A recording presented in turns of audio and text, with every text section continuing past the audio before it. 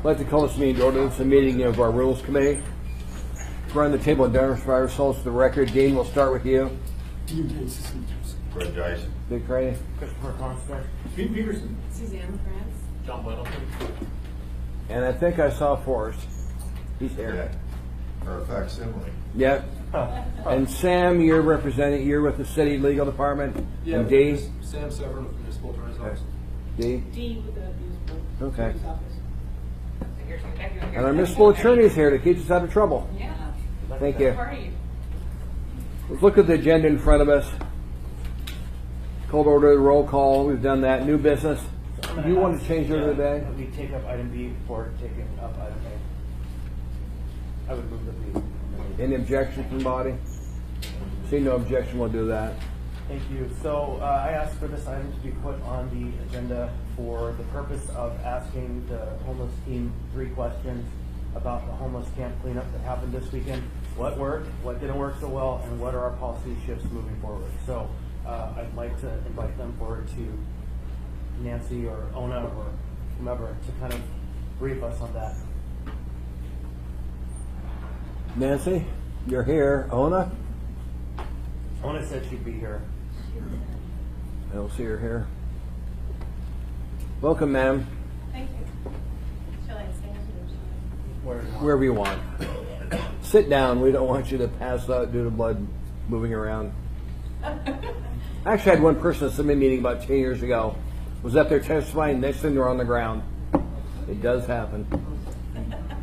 You know, before we do that, could we go through and have everyone introduce themselves in the If room? you want. Do you want to go ahead I'm now? Nancy Burke with the Mayor's Okay. Office. Linda Freeman, Department of Health and Human Services. Kim Colby, I'm Captain Mike Carlin with the Crime Suppression Unit, APD. Jack Carson, Crime Suppression Unit. Tom McGrath. Kristen Smith, Mayor's Office. John Ross, Recreation. Todd Sherwood, Law Department. Casey Reynolds, ACLU. Meyer Hutchinson, Alaska Regional. I'm Connie Marla, State Hospital Nursing Home Association. And we've been added. Mr. Bowski's joined us. Welcome, ma'am. All right. Go ahead, Chris. Thank you, Nancy. So I'm asked to address a process that I actually was not a part of. I think I can explain the way that the process works well. And then I think through conversations we will find, we will learn more about how the process on Saturday went. My office is coordinating with the mobile intervention team, with the community action policing team, and the fire department right now in addressing the needs of people who require additional assistance in the community, and we've talked quite a bit about this in the homeless committee. The process that works in the way that I've participated in the past is that the CAP team goes out and they provide notice to camps, and they have our embedded social services coordinator with them so that when they identify people who they anticipate will need additional assistance, either moving their camp or getting to services, Tanya is able to then engage with that person at the front of the process at the beginning and individually work with that person to get to the right service stream. On the times when the person is still present in the camp, we are encouraging, and it was my understanding that oftentimes if there are people in a camp that's about to be evaded, there is a stop that happens, and either the community action police team is re-engaged or additional social services are required, or if people are being aggressive or assertive, we call on the police to assist with those issues. This helps us to address the needs of the people in the moment and not have people moved from camp locations. Now, I think there has been some times in the past where camps, we have not been quickly into clean camps, and so campers don't always anticipate that a cleanup is coming right at the time that it's been noticed or right at the time that their official legal process time is up. And so I think there were many factors around the event that happened on Saturday that were just misses and misfires, including there was communication with me about this event. However, the confusion on my part with it being the Saturday cleanup and the emails as I read them indicated that I felt this group was just doing a garbage pickup and there was not to be an interaction with humans. And had I anticipated that and not also had a cold the entire 3-day period prior to this event, we would have approached this differently. And in fact, I would have advised the group if there are people in that location. I understand how disappointing it might be, but I would call a stop to it. I would go back and get more assistance from the team that's experienced in doing this, not necessarily calling patrol, and to approach this in a different manner. I completely understand frustrations on the neighbors' parts and how things have happened. I am working to coordinate our communication, internally in the municipality, and we'll be working with our legal team and others on this. I'm gonna see if my car alarm is going off. Does that sound like your car alarm? Can we call somebody from sound enforcement?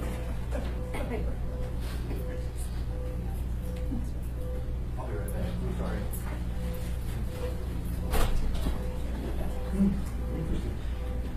This must go off a lot that he knows what it sounds like. It's like several.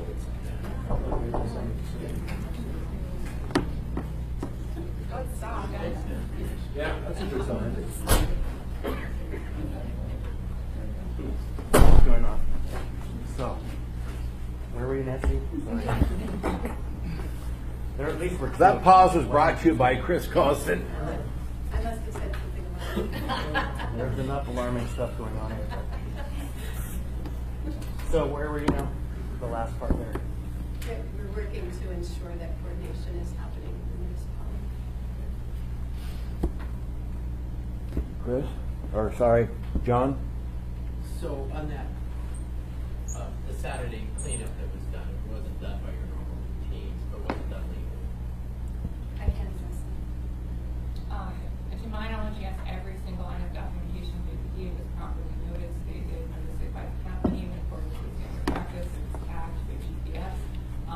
They were provided 11 days of notice. I understand the camp also received additional verbal notice, and that the provisions of the code governing how an abatement is occur were followed. And then follow up on that. So there were, Just for the body, she is our attorney of record. Yeah, I do So she understand. tells you to stop commenting, give her a break and stop commenting, okay? Go ahead, Becky. Oh, so, that was good.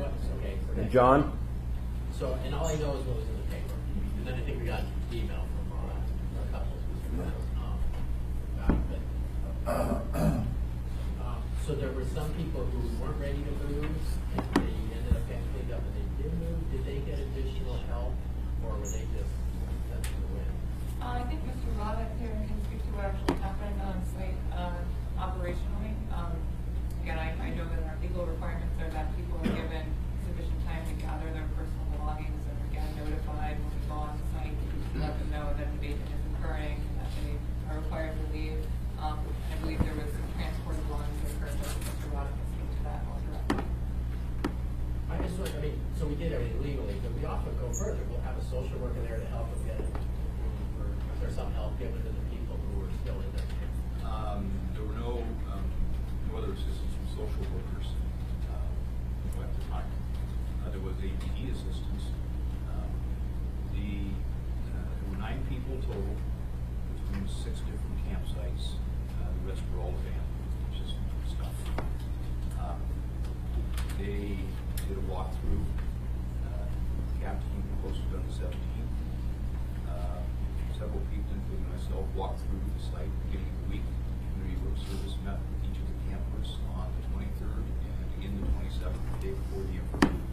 Reminded them that they had until that night, the 27th, to be off-site, so everybody was very well informed.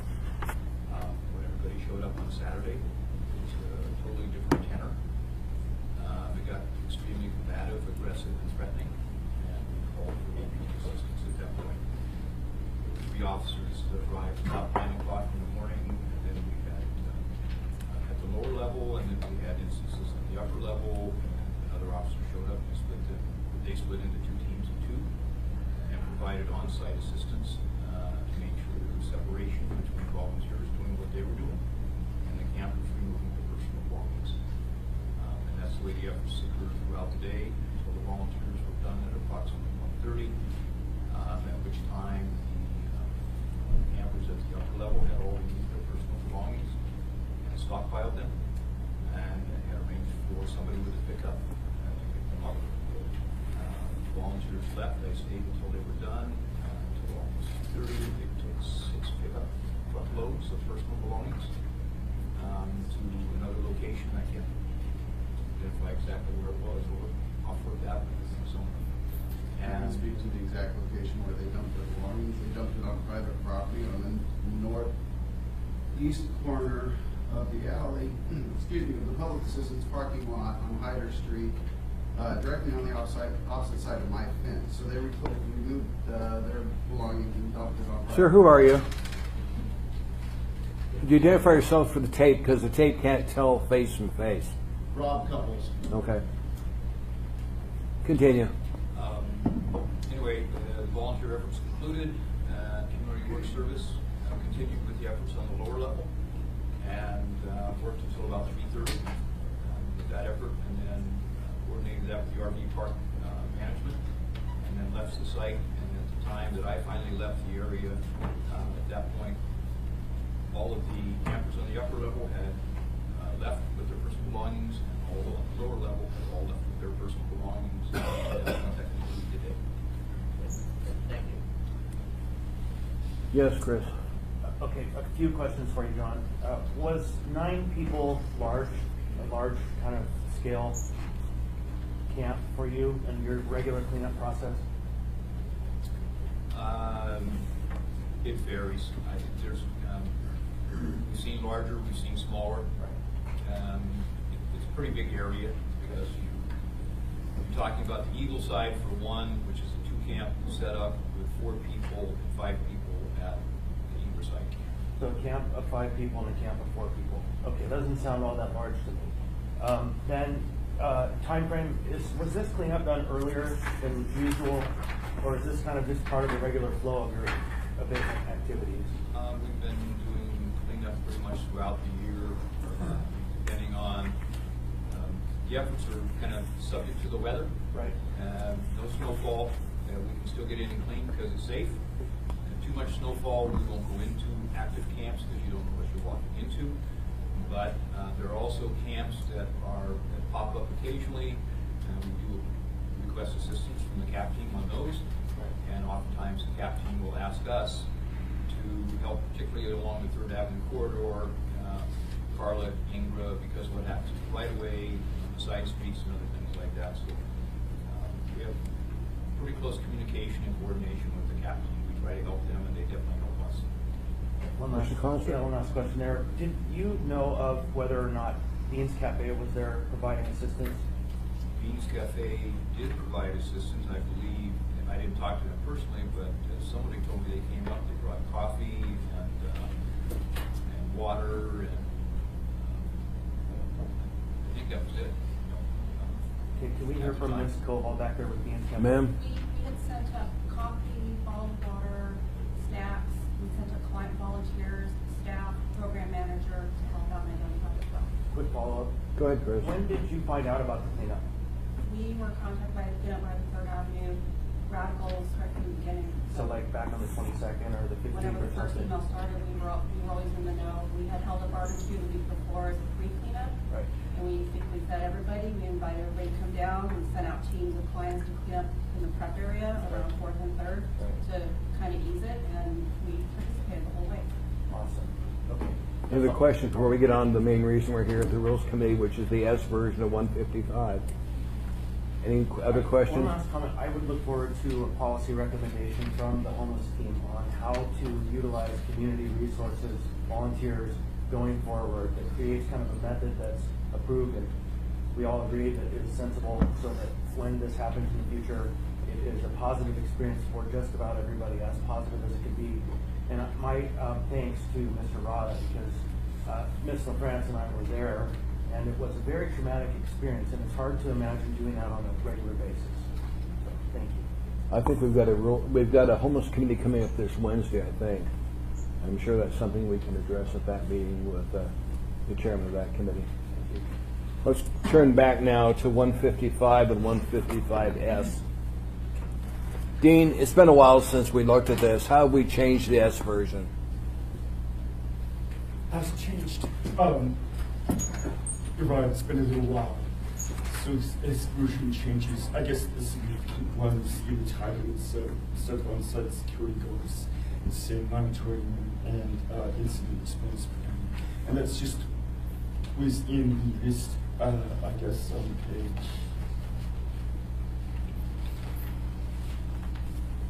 on page 4. So it's in this list of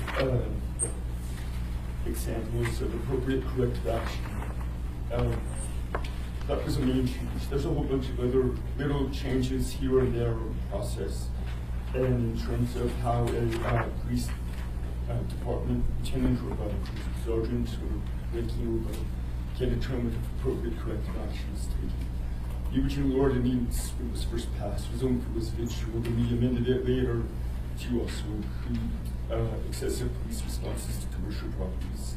I guess at that time it wasn't foreseen that police responses wouldn't drop to none for commercial properties. That's probably not realistic. So another change is saying if there's a substantial change or decrease in the number of police calls to a commercial property, then that can be seen as not, I guess, diminishing the appropriate corrective action that was taken rather than even if there's additional calls afterwards. So the police departments determine appropriate corrective action is taken, there's little decrease, and then where the calls or some change in the police response, they can still waive the fee even though the calls have dropped zero. For residential properties that say no additional police calls, then they can waive the accumulation of those excessive fees. So I guess that's a second significant change. There's a couple of others notes throughout the document, say bold and underlined, that I think just improve how the excessive fees monitoring and administration can be implemented better. I think they're good changes.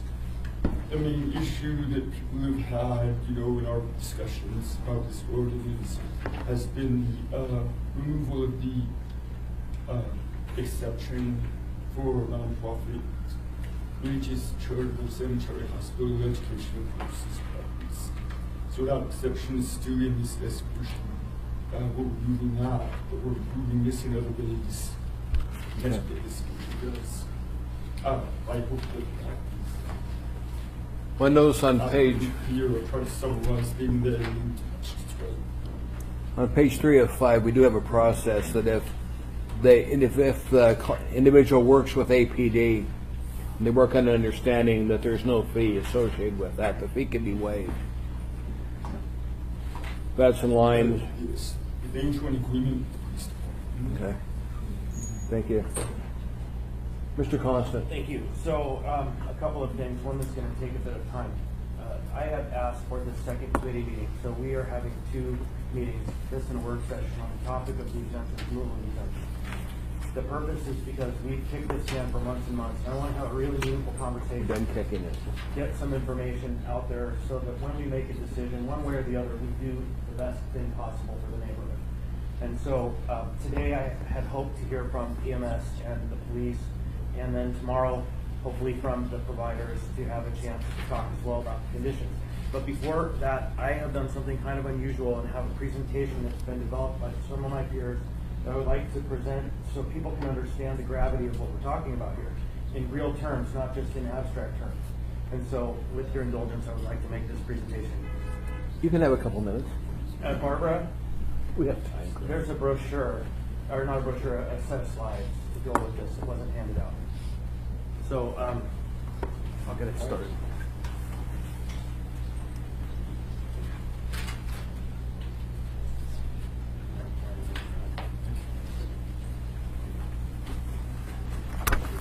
What does it mean that we have all of these calls for service around Diaz and Brother Francis?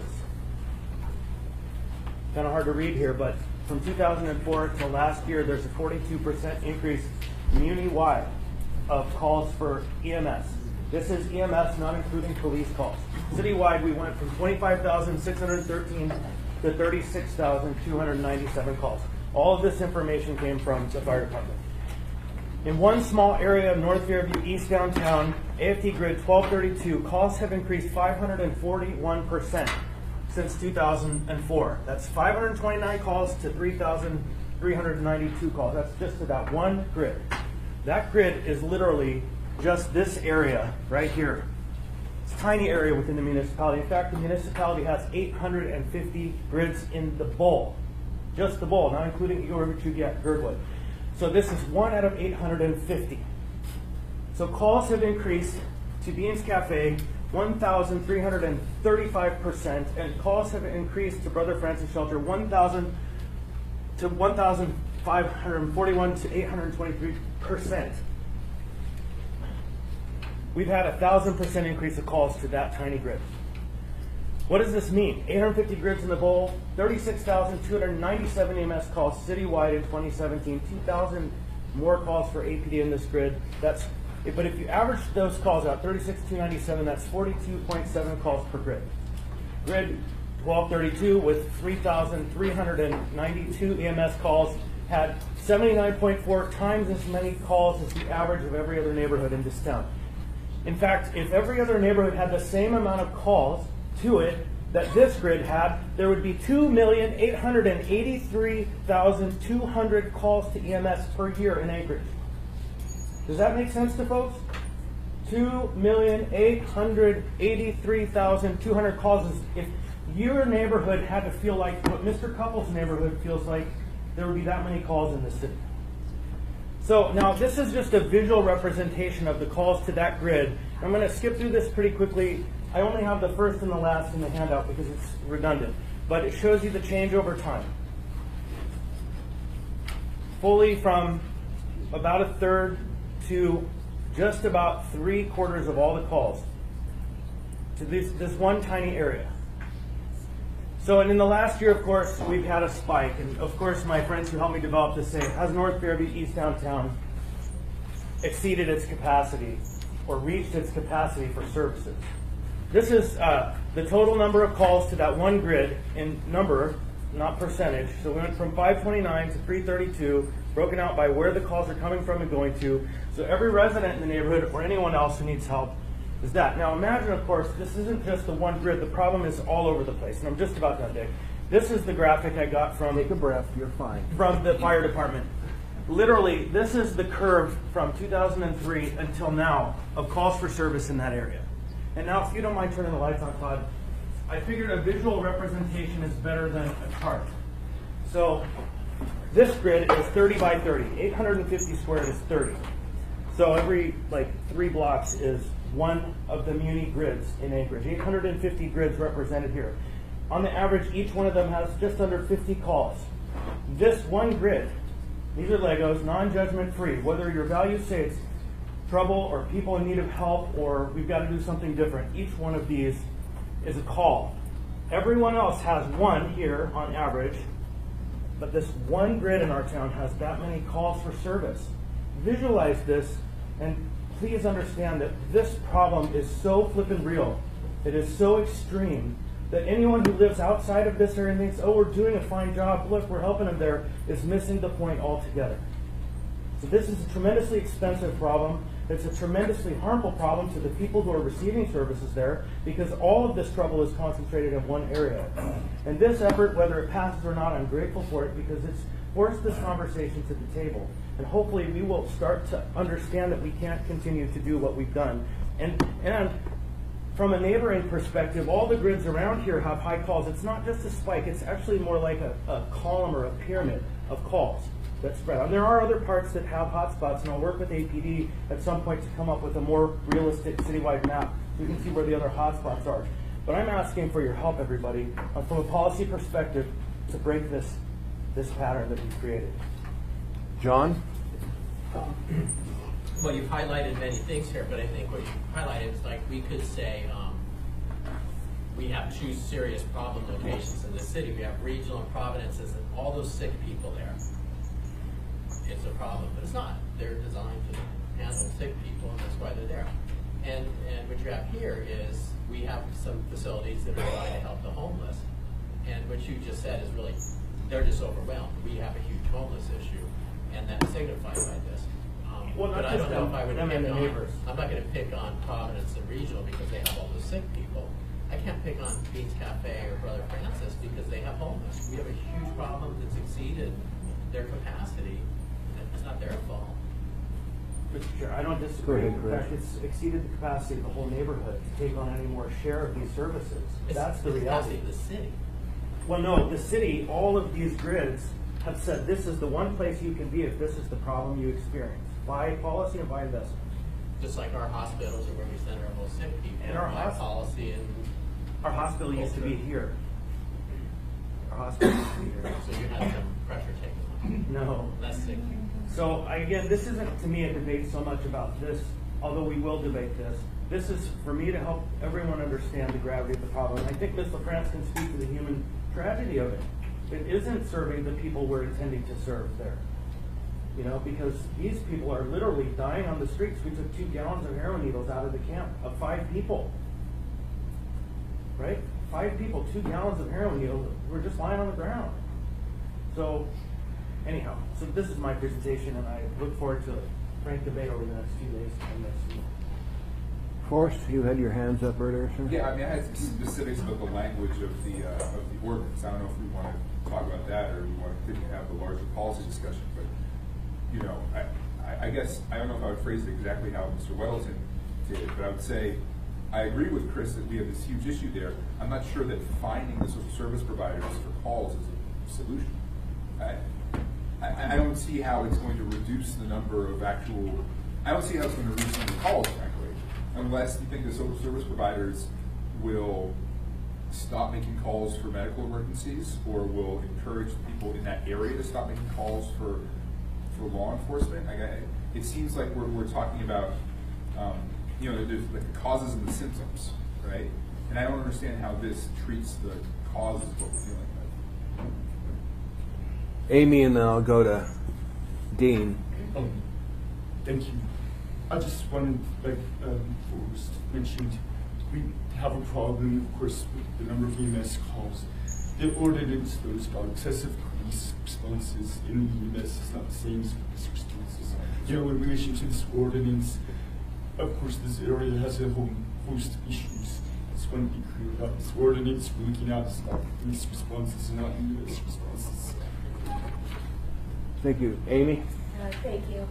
I think it's important to not look at this superficially as far as this is what we're going to do. We're going to come down with a hammer and we're going to start fighting these nonprofits for excessive calls. This is in line with what we've done with marijuana establishments and what we're starting to do with alcohol establishments.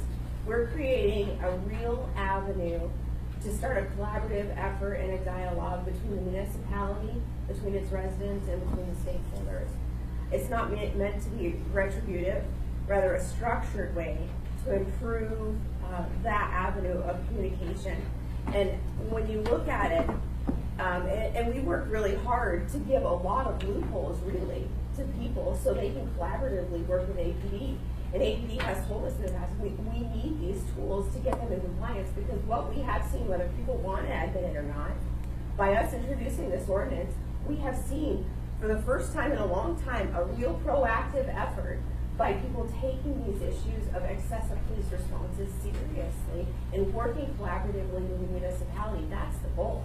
So if you look at the S version, we've actually added a lot of get out of jail free kind of things. It's not meant to raise revenue. It's meant to free up our public safety resources so they can do the most important things. And throughout this entire process, the conversations Dick and I have had with APD and Nancy and others that are in this, it's how can we help you to be more successful? But with this ordinance, it creates a sense of accountability too. Not only cooperation, but accountability. And so I really hope people get past the superficial, oh, we're gonna start finding nonprofits. That's not the goal. The goal is to free up police to do what police need to do and be available when they're there. And so through this, I hope people will really look at the S version and keep that in mind. This isn't meant to be, a stick. This is really meant to be a carrot. It's an opportunity. It's an opportunity for us to work together to free up those very crucial resources that frankly are needed in other places, and hopefully help people make their campuses more safe for the clients that they're trying to serve. Forrest? Yeah, I'd like to talk to Dean about some of the specifics in the S version and some of the legal language that I'm curious about. So we're removing the exemption for nonprofit, religious, charitable, cemetery, hospital, educational purposes. So my interpretation of that also includes churches, is that correct?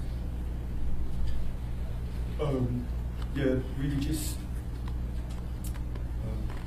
properties, religious purposes is in that list as well. And then, but in a number of places throughout the ordinance, it talks about commercial properties. Are we taking sort of an expansive view of commercial properties where it includes churches?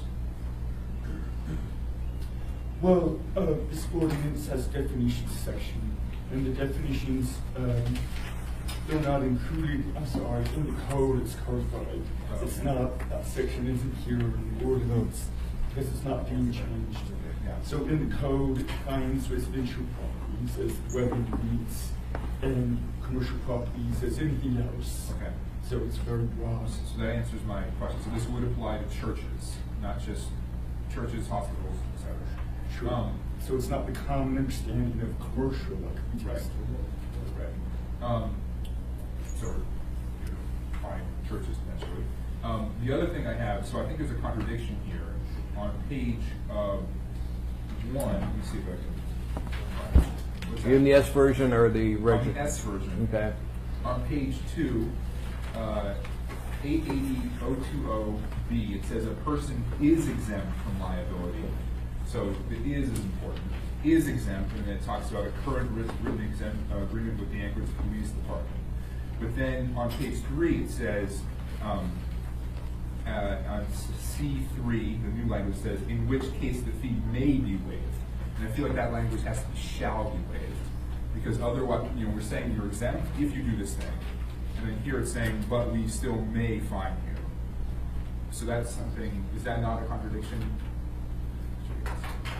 The way I see it, in C on page 3, this is the notice to the owner before they've done anything. It's the notice that we have excessive police responses, and this is what could happen. Yeah. So they may be waiting to do it, we do include. Well, but it says there that has entered a current written agreement. So the predicate that they have a current written agreement is already established, and then it says may be waived.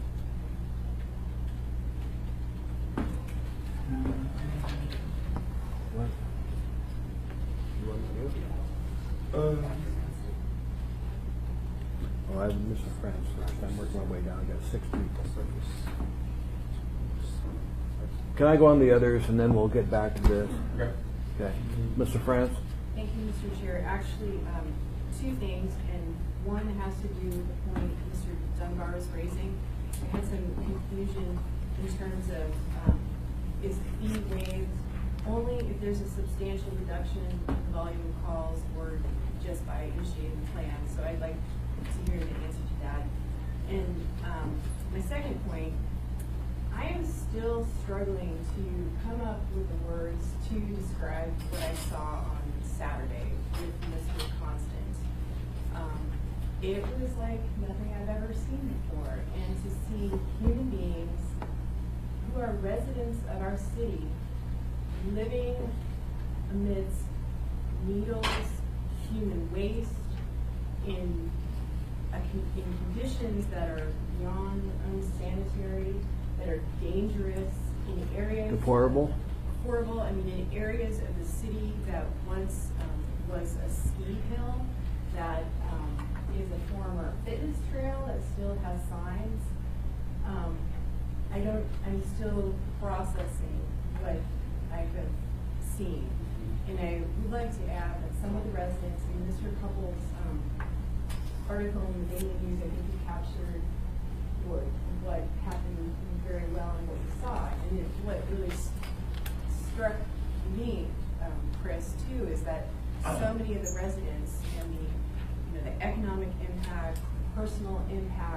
experienced by living in that area, they're asking for help.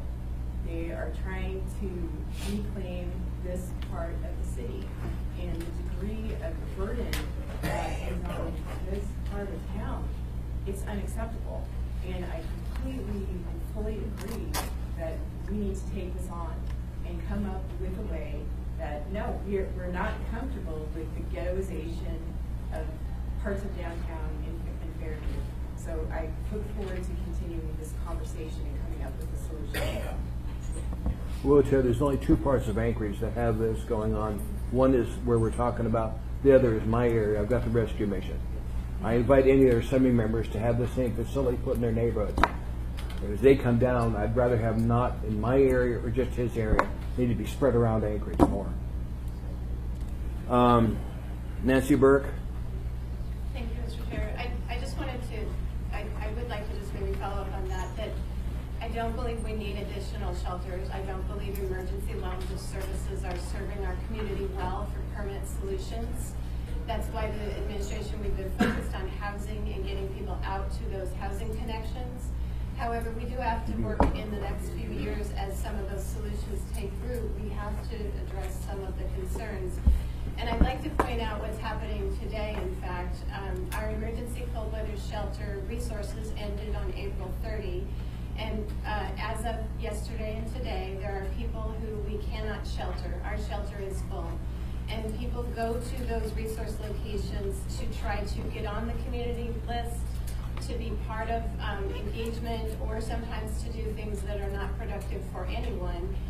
And so the situation with the nonprofits, I agree with Assemblymember Domboski. There's been a positive relationship. We've had a really nice, proactive problem solving, and we're working through all of the many of the challenges that existed. And those properties are going to be able to very well handle and better triage and assess people like we've talked in the committee.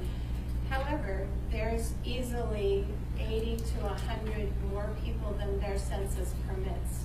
And my concern is that the way that police calls come in, they will be tagged to that location for someone who's across the street who can't get into shelter.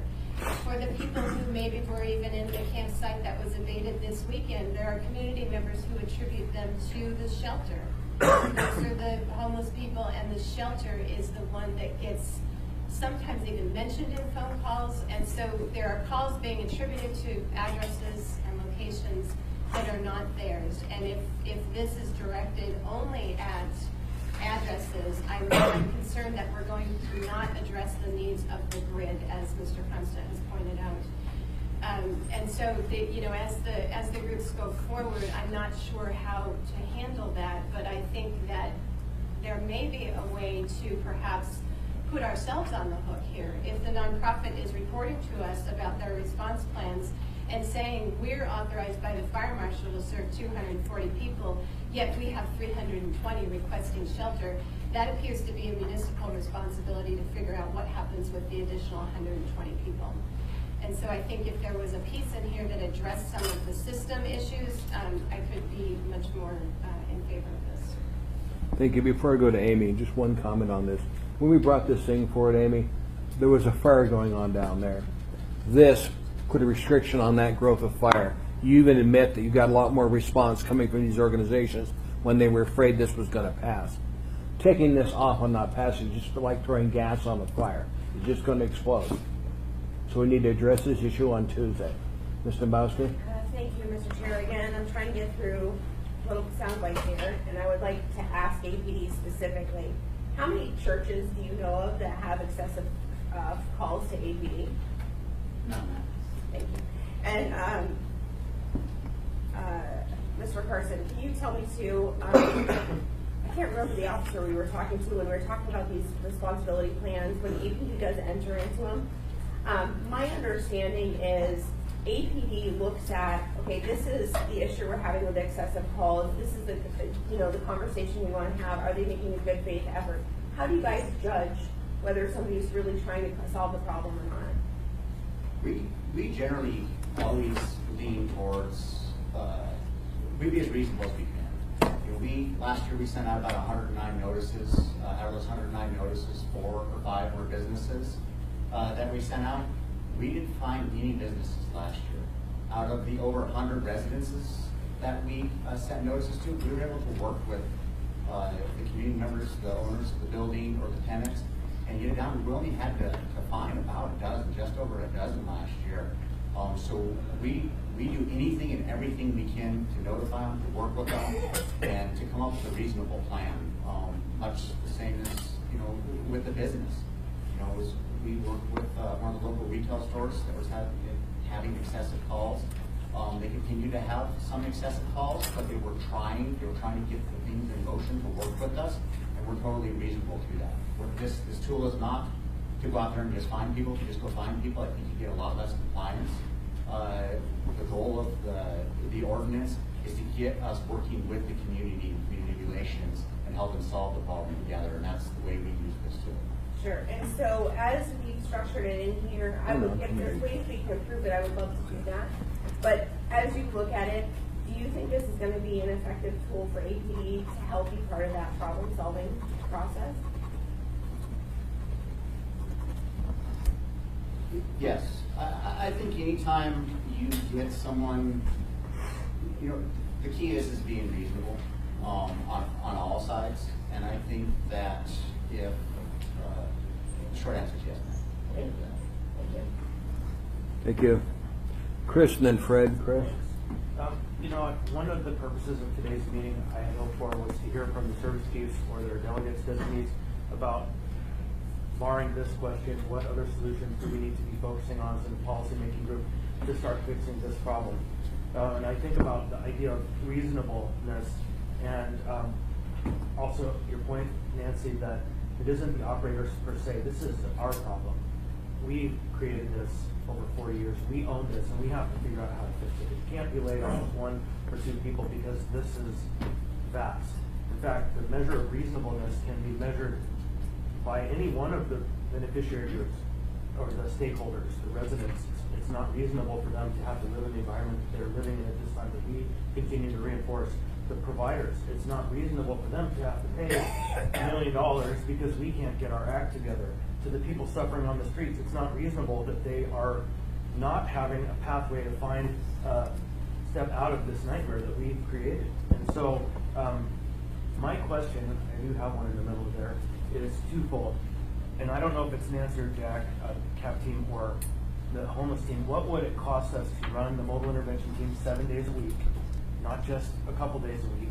Because I constantly find from my neighbors, they say, well, the CAP team doesn't work when I need them, which is like Thursday through Sunday, or Friday, Saturday, Sunday, right? And then the mobile intervention team, they weren't on point when we needed them because of lack of communication, but I can imagine there's a time when we need them and they just aren't going to be on shift. So what's it going to cost to run that team 7 days? And what did the service folks think are some solutions that are big picture kind of horizon views that we can be working on as an assembly? I'll speak to my part and I'll let Jack speak to the team. The availability of that resource and ultimately the effective outcome that we would want would require us to have some units available in that moment. If we encounter someone, and we routinely encounter people who need to get housed in that moment, and I described to the committee a woman that I'm pretty sure would not have made it on the streets in the winter, and we were able to get her into psychiatric care. But what we really need are access to some case management and rental assistance dollars. And I'd be happy to scope up what the committee thinks or would like to see in terms of an estimate for that. Because without that, we now have more skilled people moving people around. So we have to get at this issue, and whether we want to handle it, maybe perhaps opening up overflow shelter for the summer again, maybe talking about a different location for that, providing people with an option. People are asking for an option, and we can run some estimates on what that would cost, some near-term estimates and then long-term estimates. Chris, anything else? I want to hear from One, I can't just spit off what the cost would be. It doesn't really fit in with the mission of the CAP team. The CAP team is to come in and help work with the community to come up with long-term solutions far as equipment's 24/7, that's patrol response. If there's an emergency, that's what the police department for, and the patrol officers come out there and deal with it. The CAP team is really designed to work with the community to come up with long-term solutions for the community and the police department to work together. So my question a little more pointedly was about the mobile intervention team, which is a partnership between APD, AFD, and a social worker in the mayor's office. And that's the team. I don't know how it operates, but I would like to know if there's a way to make that 7 days as well. Because again, that's the team that can be deployed when there's a crisis situation that isn't a law enforcement problem, isn't a medical problem, but it's kind of a fusion of all of those issues. I would be happy to work with this industry. I can get this to you tomorrow. We'll go to Mr. Dyson. Mr. Dyson? Yeah, thank you. Maybe for APD.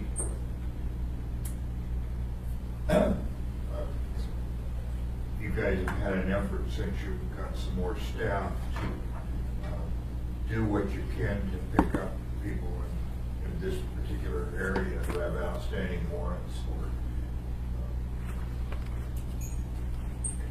and or conduct that's worthy of an arrest. And I really commend that. I understood that at some period you were getting, I don't know, 8 or 10 a week, and some number of people APD was taken away from the campus. And that I heard anecdotally from the leadership at Brother Francis that some of the guys that you've got were some of the biggest troublemakers, and it was having a noticeable effect. Anyways, what's going on?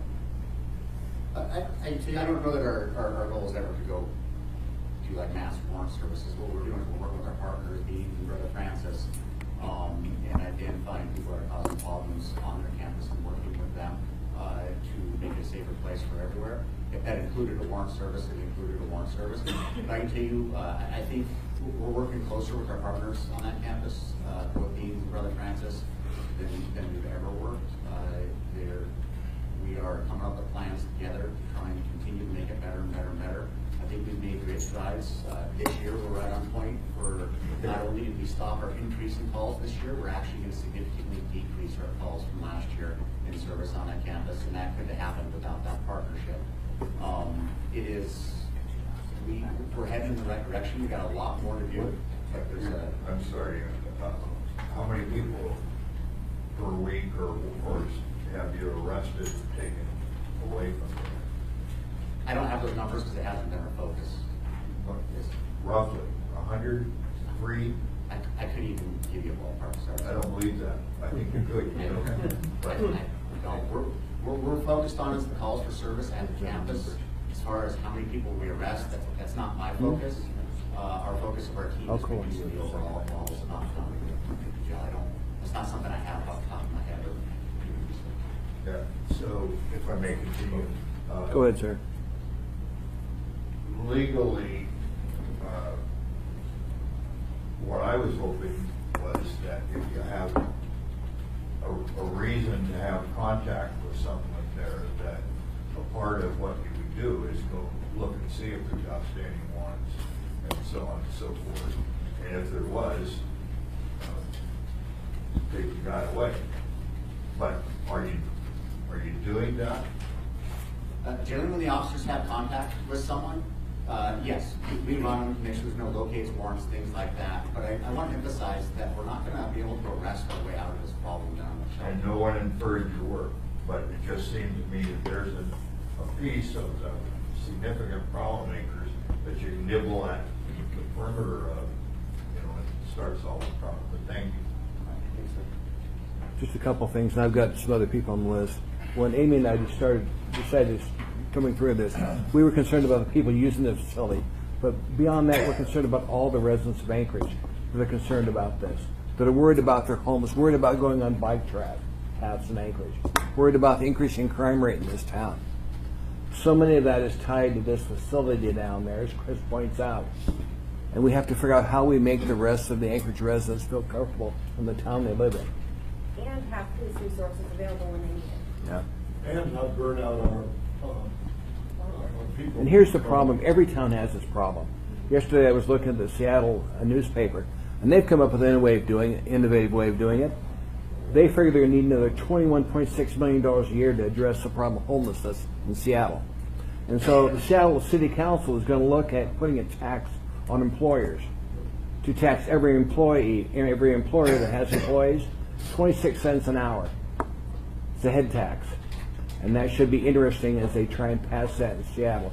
Because I don't think the employers can be too happy about paying that much money to deal with this issue.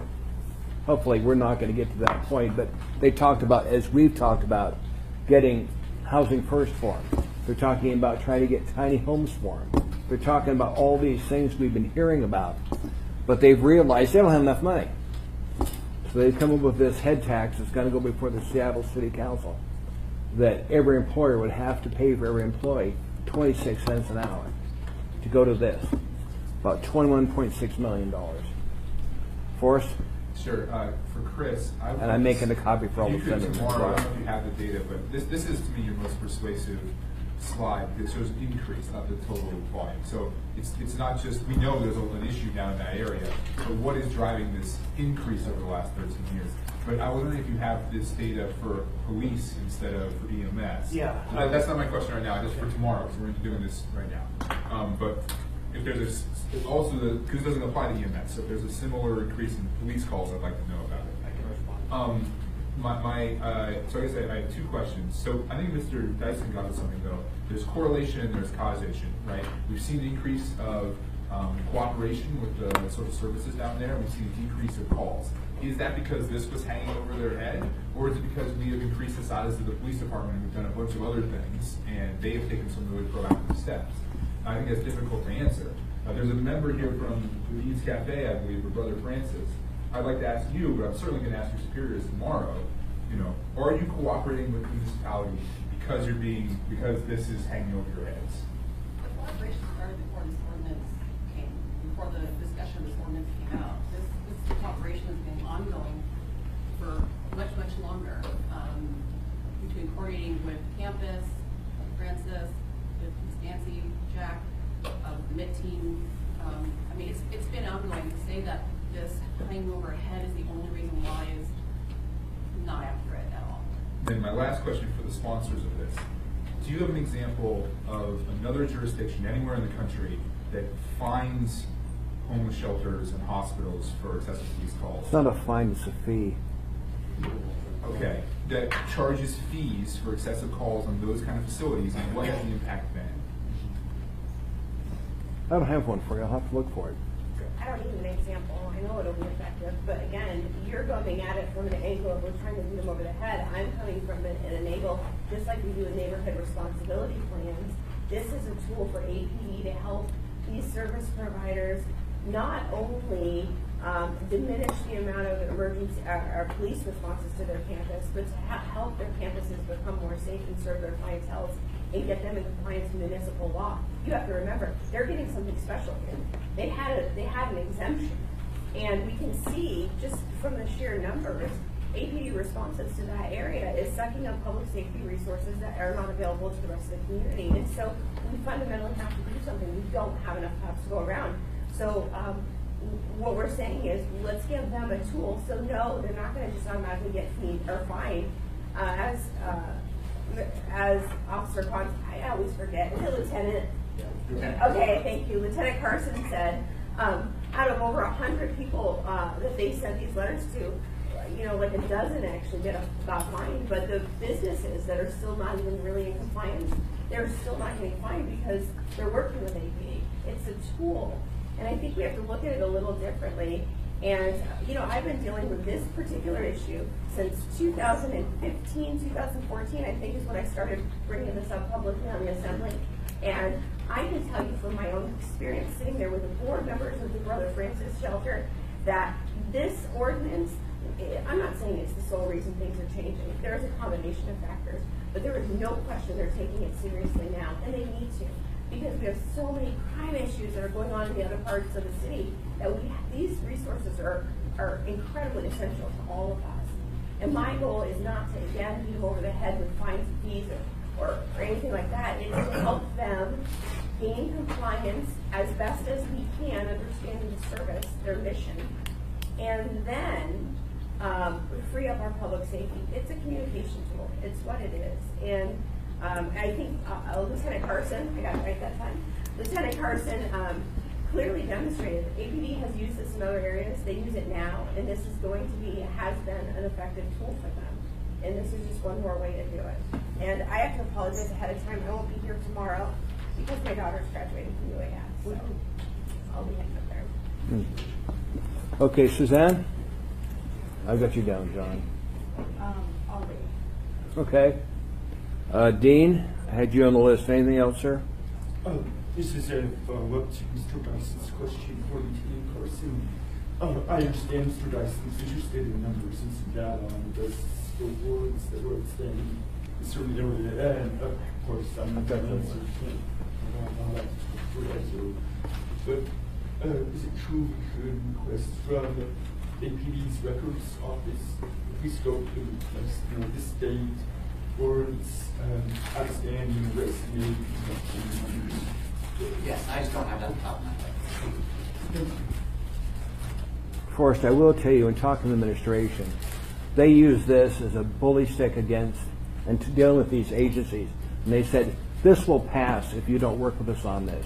And that's talking to Nancy, talking to the mayor. It's been an effective tool. And they're worried about this passing.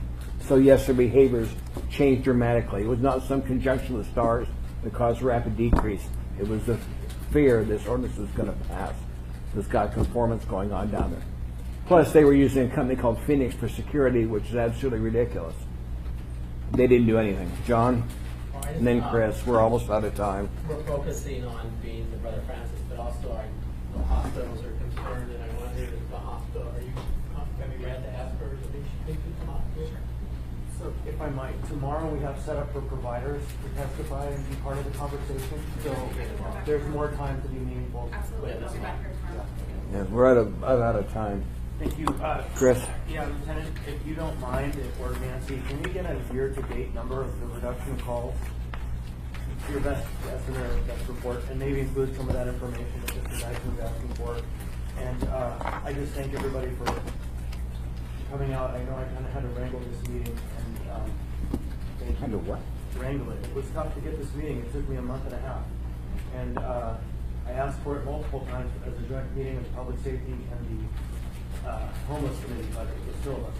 So I'm grateful to the chair for organizing this and look forward to part two. Well, thanks for being here. Meeting's over with.